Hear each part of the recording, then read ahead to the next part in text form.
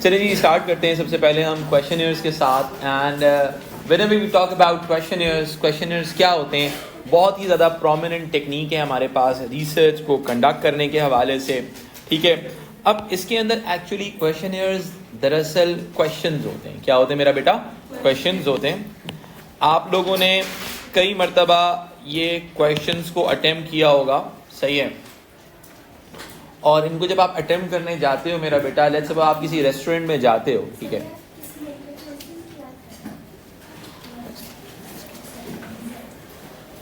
जब हम क्वेश्चंस को किसी रेस्टोरेंट में जाते हैं, फीडबैक फॉर्म फिलअप करते हैं, तो हमारे पास कुछ प्री सेट क्वेश्चंस आते हैं। क्या आते हैं मेरा बेटा? अब ये जो प्री सेट क्वेश्चंस है ना मेरा बेटा, उसको समझना बहुत ही ज़रूरी है। ये प्री सेट क्वेश्चंस का कॉन्सेप्ट क्या है, ठीक है। अब ये प्री सेट क्वेश्चंस क्वांटिटेटिव भी हो सकते हैं और ये क्वालिटेटिव भी हो सकते हैं। अब देखो, अगर मैं क्वांटिटेटिव की बात करता हूं तो इसका मतलब क्या होता है मेरा बेटा? इसका मतलब बहुत ही सिंपल सी बात है। क्वांटिटेटिव एलिमेंट की अगर मैं बात करता हूं आपके साथ तो इसका मतलब ये है, हम क्लोज्ड एंडेड क्वेश्चनर्स की बात कर रहे हैं। ठीक है, हम किसकी बात कर रहे हैं मेरा बेटा? क्लोज एंडेड की, सही है। जब हम क्लोज एंडेड की बात करते हैं इसके अंदर, तो हमें क्या बात समझ में आती है कि जिसके अंदर गिवन आंसर्स दिए जाते हैं, like MCQs, multiple choice questions, सही है। क्वालिटेटिव क्या होता है मेरा बेटा? ओपन एंडेड होता है। आप किसी रेस्टोरेंट में गए, रेस्टोरेंट ने कहा आपसे कि भाई आप एम्बियंस को रेट करें, ठीक है। MCQs हो सकते हैं। एक चीज़ होती है, इसको कहते हैं लाइकर्ड स्केल, 1 to 10 का रेटिंग जो होती है, ठीक है। तो ऑटोमेटिकली रेस्टोरेंट का जो ओनर होगा डे एंड पे जाएगा और देखेगा कि भाई आज मेरी एम्बियंस की रेटिंग क्या थी, फूड क्वालिटी की रेटिंग क्या थी, मेरी आज जो थी वो पर्टिकुलरली जो मेरी रेटिंग थी, आपका पर्टिकुलर रेशो ऑफ ऑर्डर क्या था, सही है। वो न्यूमेरिकल एनालाइज कर लेगा, ठीक है। अब आप क्लोज एंडेड डेटा को आप न्यूमेरिकल एनालिसिस कर सकते हो इसका।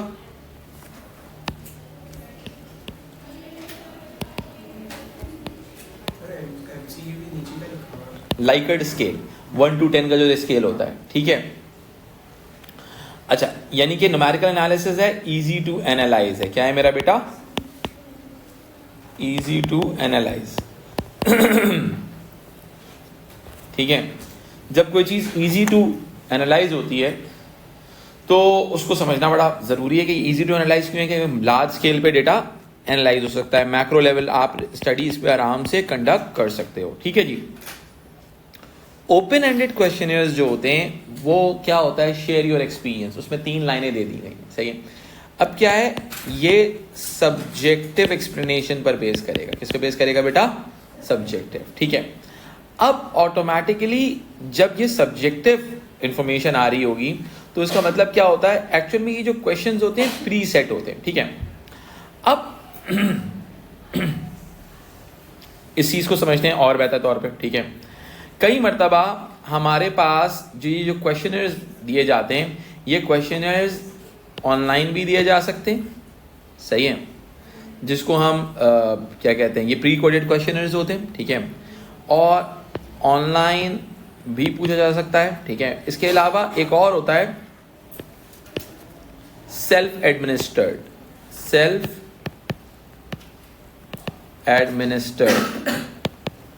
मैंने आपको क्वेश्चंस दिए और क्वेश्चंस देने के बाद मैंने क्या किया बेटा? आपको बहुत ही इजी सीन के अंदर क्या कर दिया मैंने आपके साथ। सेल्फ एडमिनिस्ट्रेटर के लिए मैंने क्या किया? मैंने पोस्टल सर्विसेज को भी यूज कर सकते हैं हम, ठीक है, सही है, ऑनलाइन के अलावा, सही है। पोस्टल क्वेश्चनर्स,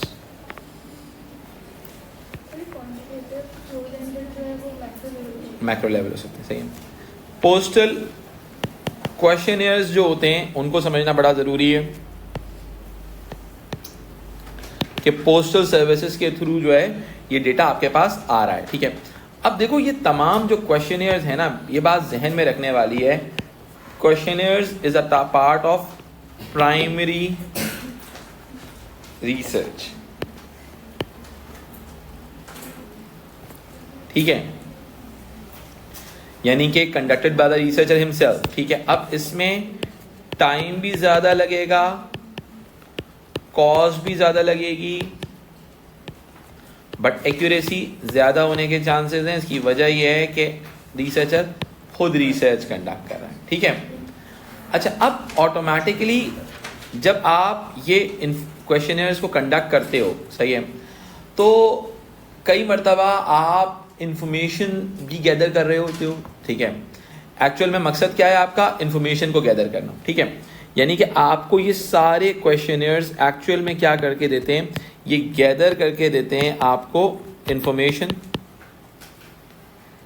और इस इंफॉर्मेशन के अंदर लोगों के कई मरतबा एटीट्यूड छुपे हुए होते हैं, लोगों के बिहेवियर को आप एनालाइज कर सकते हो, कई मरतबा लोगों के ओपिनियंस को आप आइडेंटिफाई कर सकते हो। लेकिन कई मरतबा जब आप ओपिनियंस की बात करते हो तो डेटा सब्जेक्टिव आ जाता है, सही है। यानी कि कोई फैक्ट आइडेंटिफाई करना हो तो आप क्या करोगे मेरा बेटा? क्या करोगे? बहुत सिंपल सी बात है। तो आप जो क्वांटिटेटिव फैक्ट आइडेंटिफाई करने के लिए आप क्वांटिटेटिव डेटा की तरफ जाओगे, क्लोज एंडेड की तरफ जाओगे, और जो कि वो वाला होगा, कौन सा वाला मेरा बेटा? जब सब्जेक्टिव एनालिसिस, कोई ओपिनियन, रीजन चाहिए होगा तो आप क्या जाओगे? डेटा की तरफ जाओगे, ठीक है। कौन से डेटा की तरफ जाओगे? आप क्वालिटेटिव क्वेश्चनर्स की तरफ जाओगे, ओपन एंडेड क्वेश्चनर्स की तरफ जाओगे, ठीक है। पहले बहुत इजी अंडरस्टैंडिंग डेवलप कर लेते हैं इस चीज के ऊपर कि जब आपके सेल्फ एडमिनिस्ट्रेड क्वेश्चनर्स होते हैं ना, उसको थोड़ा समझते हैं। सबसे पहले एग्जाम में टाइप ऑफ क्वेश्चनर्स की बात आती है, सेल्फ एडमिनिस्ट्रेड, जिसको हम सेल्फ कंप्लीशन एडमिनिस्ट्रेड भी कहते हैं। Self completion questioners,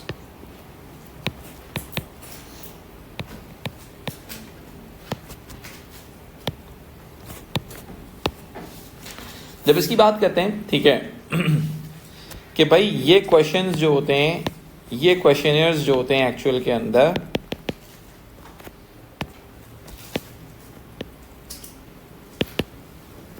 questioners filled by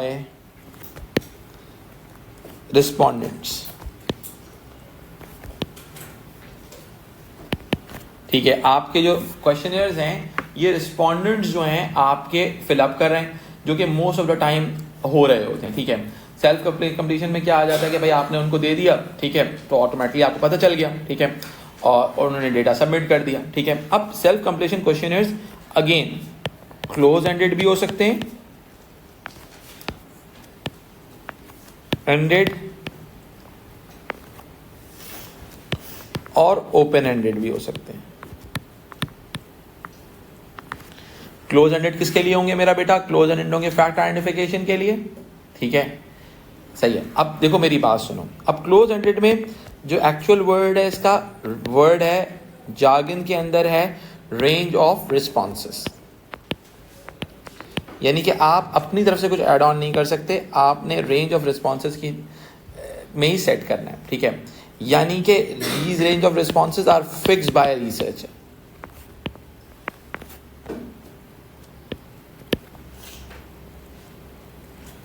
ठीक है। अब ऑटोमेटिकली बहुत ही सिंपल सी बात है कि भाई लेट सपोज अगर मैं इसकी एग्जांपल की बात करूं तो भाई बहुत सिंपल सी बात है कि भाई मैं आपसे पूछूं कि पॉकेट मनी यू हैव, ठीक है, daily pocket money 100 to 200, 200 to 400, 400 to 600 या 600 to 1000, 1000 से 10,000 या 5,000 रुपये, ठीक है। तो वो ऑटोमेटिकली हमने रेंज सेट कर दी। हमने 100 लोगों से डेटा कलेक्ट किया और हमने एनालाइज कर लिया कि हमारे पास 50% ऐसे क्यूट बच्चे हैं जो कि क्या करते हैं मेरा बेटा, जिनकी 5,000 से अबव पॉकेट मनी है डेली, ठीक है जी, ठीक है। मैंने खुश कर दिया आप लोगों को। अच्छा, तो मैंने आप लोगों के सामने यहाँ पे मेंशन कर दिया है कि भाई क्लोज एंडेड और ओपन एंडेड क्या क्या क्वेश्चनर्स होते हैं, ठीक है, और उनकी इवैल्यूएशन क्या क्या है यहाँ पे, ठीक है। जैसे कि बहुत सिंपल सी बात है कि हमारे पास यहाँ पर क्या इवैल्यूएशन सामने आती है कि इवैल्यूएशन का मतलब लिमिटेशन है। क्लोज एंडेड इंटरव्यूज़ होंगे तो रिस्ट्रिक्टेड ओनली अवेलेबल ऑप्शन होंगे, खाली गिवन ऑप्शन होंगे, सारे ऑप्शन खुले हुए नहीं होंगे, हर बंदा अपने दिल की बात नहीं कर सकता, सही है, रीजंस ओपिनियंस नहीं आ सकते, टू दी पॉइंट होता है, no subjective details are available, ठीक है। क्लोज एंडेड का नुकसान ये होता है मेरा बेटा कि बहुत ही सिंपल सी बात है कि डिफ़िकल्ट टू एनालाइज होता है, टाइम कंज्यूमिंग होता है, बायस होता है, इंटरप्रिटेशन होता है, जो रिस्पोंडेंट बायस भी हो सकता है, ठीक है। तो ये तमाम चीज़ें आपकी ओपन एंडेड के अंदर होती हैं, बट अगेन उसको रिस्पोंडेंट को कंट्रोल फील होता है कि वो कुछ भी लिख सकता है, ठीक है। कई मरतबा हम क्या करते हैं, हम रिसर्च को कंडक्ट करने से पहले एक स्मॉल लेवल ऑफ रिसर्च करते हैं, यानी कि ताकि हमारे पास ये चीज़ सामने आ सके कि उसमें सामने वाला कहना क्या चाह रहा है, ठीक है। अच्छा, अब आगे बढ़ते हैं जनाब, इस चीज़ को थोड़ा सा आगे लेके चलते हैं। पायलट स्टडी भी हमने कंडक्ट कर ली, कई मरतबा हम इसके अंदर जो क्वांटिफिकेशन के लिए हम कोडिंग सेट कर रहे होते हैं, ठीक है, कि कोडिंग के फिनोमेनास भी फॉलो किए जा रहे होते हैं। पायलट स्टडी होती है, इसमें कोडिंग भी आती है, ठीक है। आप कोडिंग भी करते हो कि भाई लेट्स सपोज आप मेजर एक आइडिया को चेकआउट करते हो कि ये चीज़ पॉसिबल है भी या पॉसिबल नहीं है, ठीक है। अच्छा, इसके अलावा हमारे पास एक चीज़ होती है इसके अंदर जो इस पर्टिकुलर टॉपिक के साथ लिंक होती है, वो होता है हमारा रिस्पॉन्स रेट, ठीक है।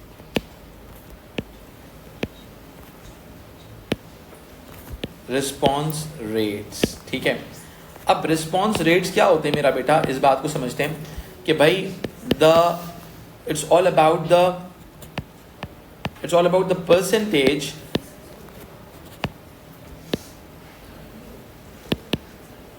Percentage of the sample,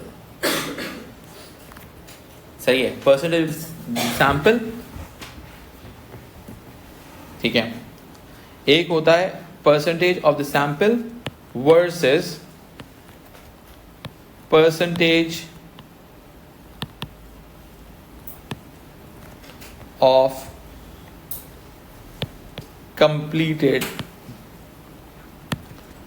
questionnaires, completed responses कर लो, ठीक है। यानी कि लेट्स सपोज बहुत सिंपल सी बात है, एक सैंपल क्या होता है, देखो बहुत सिंपल सी बात है, सैंपल क्या होता है, सैंपल निकलता है मेरा बेटा सैंपलिंग फ्रेम में से, ये निकलता है, ये एक्सट्रैक्टेड वर्जन होता है सैंपलिंग फ्रेम का, ठीक है, सही है। अब ऑटोमेटिकली क्या होता है, इस सैंपलिंग फ्रेम में से आप सैंपल साइज निकालते हो, यानी कि पूरी टोटल पॉपुलेशन आपका सैंपल फ्रेम में आती है, और उसमें से जो सैंपल साइज होता है वो आपका सैंपल होता है, यानी कि 1 करोड़ लोग लेते हैं, हमने 1 करोड़ लोगों में से 1000 लोगों पे रिसर्च करनी है, समझ में आई बात, ठीक। अब जब 1000 पे रिसर्च करनी है तो मेरा बेटा बहुत ही सिंपल सी बात होती है कि भाई क्या कहते हैं, उनमें से कितने लोगों ने रिस्पॉन्ड किया, ठीक है। यहाँ तक बात समझ में आती है कि भाई कितने लोगों ने सबमिट किया, कितने लोगों ने सबमिट नहीं किया, ठीक है। सैम्पलिंग फ्रेम का मतलब बेटा let's suppose total population of Karachi, population of Karachi, ठीक है। अब उसमें से आप पूरी पॉपुलेशन में रिसर्च कंडक्ट नहीं कर सकते, ठीक है। आप क्या करोगे, आप कुछ नंबर ऑफ इंडिविजुअल्स पे रिसर्च कंडक्ट कर सकते हो, ठीक है। अब आपने लेट्स सपोज आपने कहा कि भाई हम 1% ऑफ टारगेट पॉपुलेशन को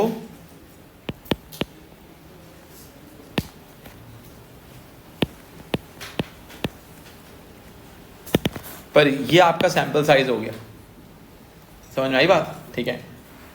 ये बात समझ में आती है, एग्जैक्टली। टारगेट पॉपुलेशन क्या होती है, ये आपकी टारगेट पॉपुलेशन सही है। अब ऑटोमेटिकली आपने क्या है, उसमें से सैंपल साइज निकाला, सही है। सैम्पलिंग फ्रेम में से आप सैंपल साइज निकाल रहे होते हो, सैंपल साइज हमेशा स्मॉलर वर्जन होगा आपके मेन एलिमेंट का, समझ में आई बात। अच्छा, अब यहां तक बात समझ में आती है, तो ये तमाम चीजें आप क्वेश्चनर्स को इंप्लीमेंट करते हुए यूज कर रहे होते हो, ठीक है। अच्छा, अब हम आगे आ जाते हैं, कुछ और एलिमेंट्स को डिस्कस करते हैं। ये एग्जाम में सवाल आता है, स्ट्रेंथ ऑफ क्वेश्चनर्स,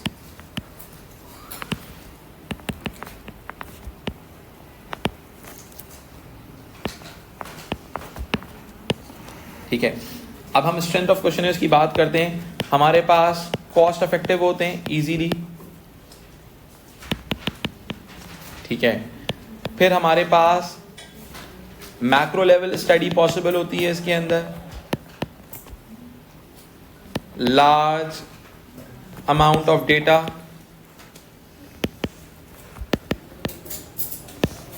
ठीक है, time saving,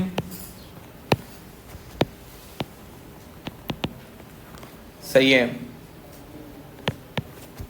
direct comparison possible, possibility of direct comparison, numerical analysis है ना, ठीक है, easy to quantify the results,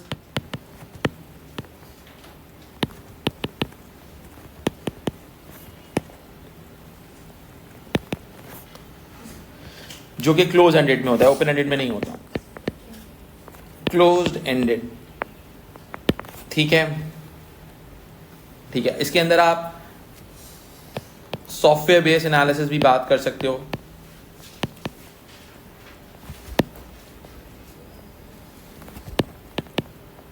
software based analysis भी आप कर सकते हो इसके अंदर, ठीक है। तो हमारे पास क्या समझ में आता है कि ये हमारे पास कोर, हमारे पास स्ट्रेंथ है पर्टिकुलरली क्वेश्चनर्स की, ठीक है। फिर हम बात करते हैं लिमिटेशंस के हवाले से,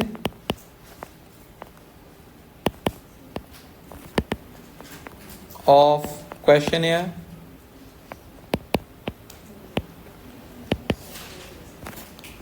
ठीक है। अब बहुत ही सिंपल सी बात है, the first thing is low response rate, लोग इग्नोर कर देते हैं, ठीक है। It could be bias findings भी हो सकती हैं क्वालिटेटिव में,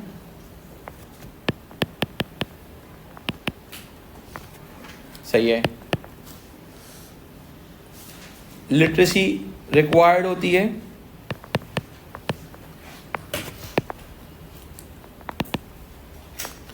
ठीक है।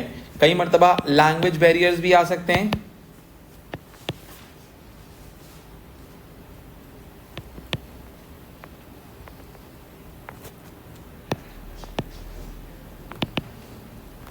सही है।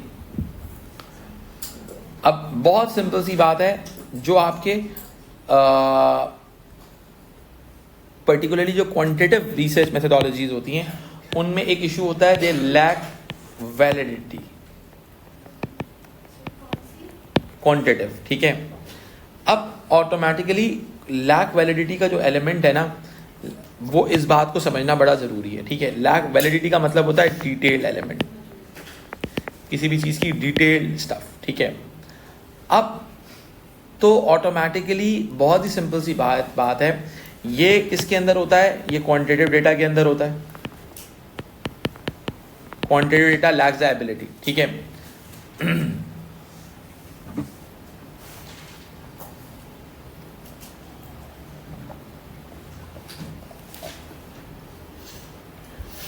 हम इसको एक और चीज के साथ भी लिंक कर सकते हैं कि भाई researcher is able to measure or not, यानी कि वो अपने आप को मेजर करने में, जो चीज़ वो मेजर करना चाह रहा था उसने मेजर की या वो मेजर नहीं कर सका, ठीक है। So this is also a very important thing, ठीक है। तो ऑटोमेटिकली जो आपके वो होते हैं इंटरप्रिटेशंस जो होती हैं इसके हवाले से, उस बात को समझना बड़ा ज़रूरी है कि भाई जो आपका रिसर्चर था कि भाई वो जो आपके इंटरप्रिटेशन हो सकी या इंटरप्रिटेशन नहीं हो सकी, यानी कि वो जो चीज़ मेजर करना चाह रहा था और पॉसिबिलिटी हुई या पॉसिबिलिटी नहीं हुई, ठीक है। जो आपकी क्वालिटेटिव रिसर्चेज होती हैं उसमें वैलिडिटी हाई होती है, क्वांटिटेटिव में वैलिडिटी लो होती है। ये बात समझ में आती है, ठीक है। रिसर्च इज एबल टू क्या कहते हैं, मेजर और नॉट, ठीक है। तो वो रिसर्च अब क्या होता है कि ऑटोमेटिकली कभी मरतबा सोशल डिज़ायरेबिलिटी भी आ सकती है, ठीक है। लोग क्या कहते हैं, लोग जो है सोशल डिज़ायरेबल एलिमेंट पे कर रहे हैं, ठीक है, लोग रिलेट नहीं कर सके उस चीज़ को, तो ये एलिमेंट होता है। अभी मैं आगे जाके वैलिडिटी को डिटेल में एक्सप्लेन करूंगा, लेकिन अभी अंडरस्टैंड कर लो कि इट्स मोर अबाउट डिटेलिंग और it's link with the quantitative against the quantitative. जो क्वांटिटेटिव डेटा होगा उसके अंदर वैलिडिटी लैक कर रही होगी। क्लियर हो रही है बात? ठीक है। अब एक क्वेश्चन, एक कॉन्सेप्ट को अंडरस्टैंड करते हैं हम, ठीक है। हम क्या अंडरस्टैंड करने जा रहे हैं, किस कॉन्सेप्ट को अंडरस्टैंड करने जा रहे हैं। एक सवाल आया हुआ है आपके पास अक्टूबर नवंबर 2023 के अंदर, अक्टूबर नवंबर 2023 के अंदर सवाल ये आया हुआ है, क्वेश्चन नंबर 2A था, और सवाल ये आया हुआ है explain 2 reasons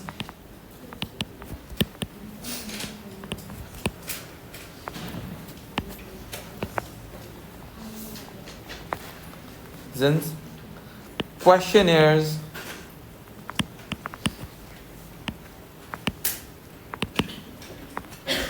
are considered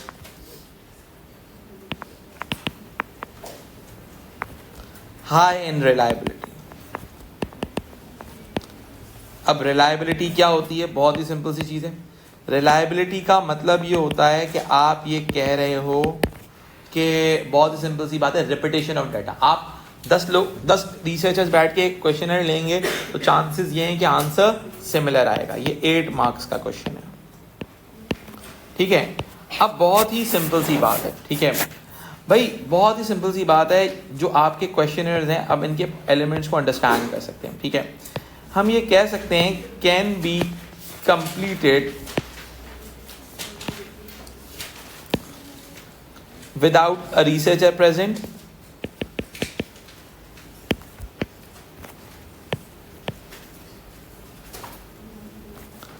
researcher present, ठीक है। अब ऑटोमेटिकली क्या होगा, आपको सिमिलर रिजल्ट्स मिलेंगे अगर सही जगह से रिसर्च की है तो, ठीक है। Similar results by different researcher,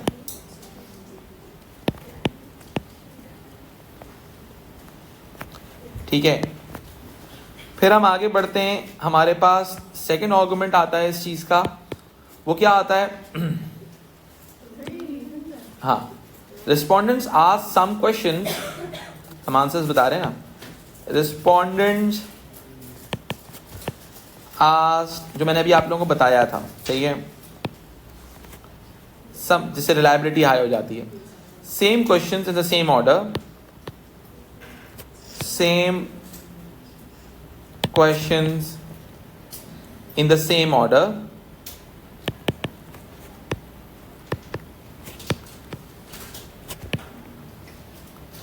ठीक है, ठीक है। आप रिपीटेड कई मरतबा क्वेश्चन पूछ सकते हो जिससे रेक्टिफाई हो जाती है,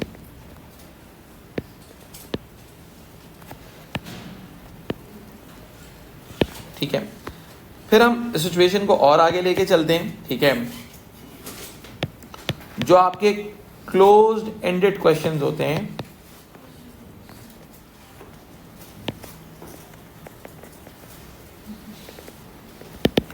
इनके फिक्स रिस्पॉन्सेज होते हैं, ठीक है। इनके फिक्स रिस्पॉन्सेज जो होते हैं, क्वांटिटेटिव डेटा निकालते हैं, क्वांटिटेटिव डेटा की रिलायबिलिटी हाई होती है, क्वांटिटेटिव डेटा की रिलायबिलिटी हाई होती है, सही है। अब ऑटोमेटिकली जो कि इजी टू एनालाइज होता है, ठीक है। Possible to conduct research, possible to collect data from a large sample, जिससे आपको रेक्टिफिकेशन हो जाती है कि अगर कोई डेटा में मसला है तो आप वहीं पे आइडेंटिफाई कर लेते हो कि भाई ये जो प्रॉब्लम है इस डेटा के अंदर एग्जिस्ट करता है, ठीक है जी।